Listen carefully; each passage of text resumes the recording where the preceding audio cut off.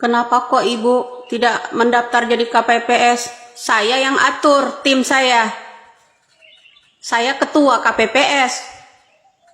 Kamu hanya komen saja. Ini pertanyaan recehan, sampah yang gak berguna, tahu? Hah?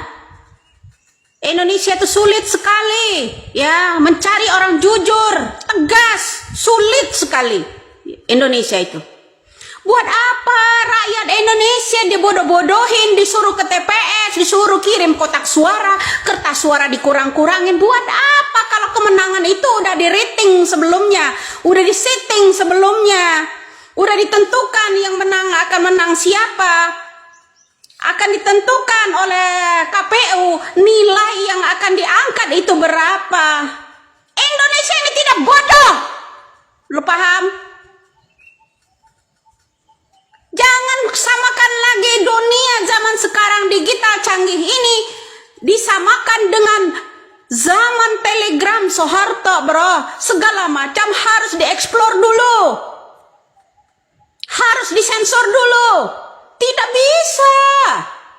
Indonesia ini udah cerdas, udah bisa melawan, tidak bisa ditindas begitu aja. Ya, kalian akan takut jika kami berteriak di Indonesia ini adakan pemilu ulang, tidak ada C2, tidak memakai aplikasi secara manual. Itu tantangan saya. Sanggup kalian? Takutkah kalian? Presiden itu gulingkan kalau dia berperan di belakang ini. Sudah disetting demikian rupa. Buat apa rakyat dibodoh-bodohin, disuruh datang ke TPS? Ya, tapi tanggal 13 sebelumnya udah diumumkan bahwa 02 udah menang. Woi, kalian itu keluar dari rumah sakit jiwa mana? Hah?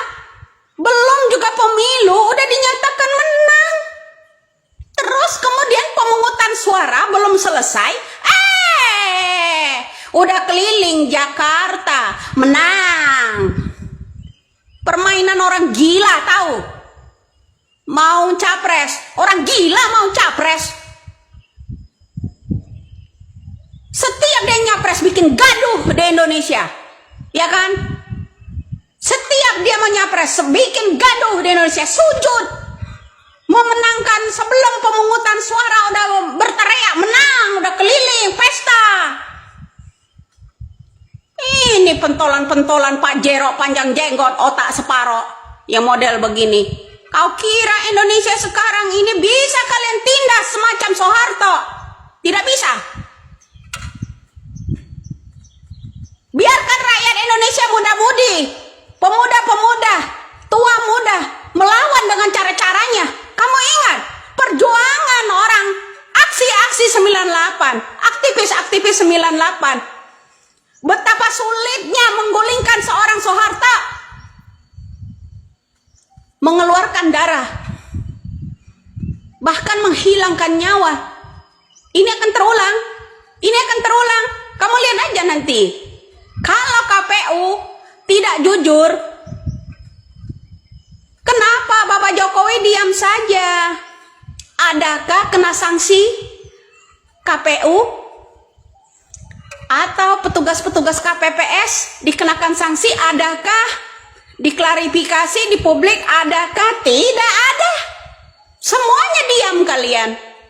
Mau jadi apa negara kita ini? Negara kebohongan, woi Konoha. Nah, hanya di negara Konoha capek-capek ke TPS, tapi udah disetting kemenangannya tanggal 12 dan tanggal 13 Februari sebelum hari pemilu.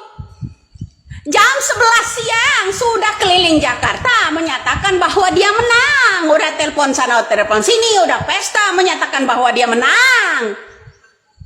Orang gila aja masih mikir kali, percaya sama orang-orang tersebut. Lu paham itu? Ya? Indonesia krisis orang jujur. Krisis sekali. Sama orang yang tegas. Polisi bisa dibeli harga dirinya. TNI juga bisa disetting.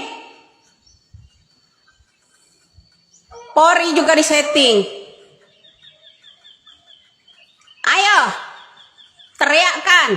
Sanggupkah kalian kalau diadakan pemilu ulang secara manual meskipun Bapak Jokowi menambahkan provinsi baru di Papua, 4 provinsi di Papua itu ya diharuskan memilih yang namanya Prabowo dan Gibran. Ayo kita tantang. Ayo kita tantang. Sanggupkah kalian? Apakah kalian takut kalau diadakan pemilu ulang secara manual, dikontrol bersama?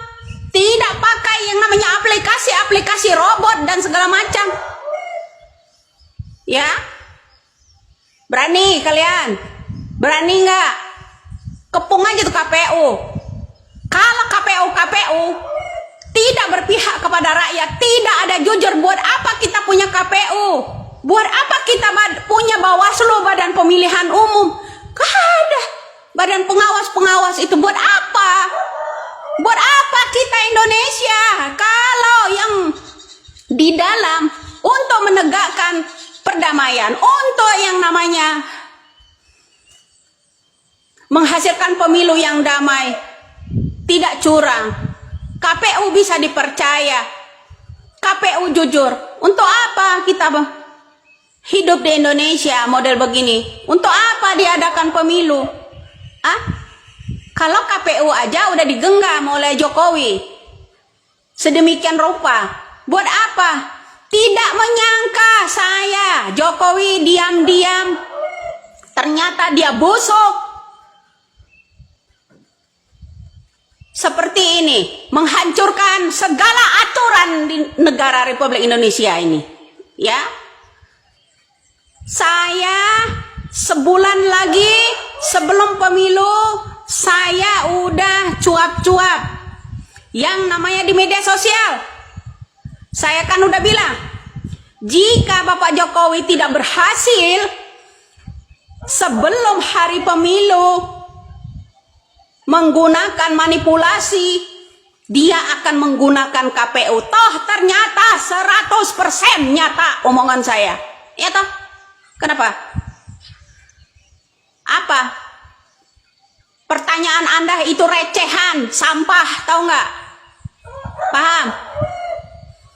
Sampah yang nggak berguna pertanyaan Anda itu.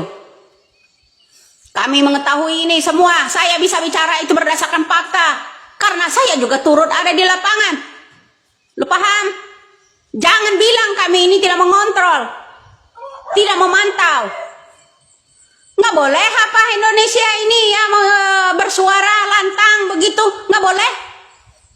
Seandainya saya ini tahu ya oleh timnya Prabowo, bisa-bisa saya ini dibunuh karena saya bersuara lantang demi negara ini, ya kan?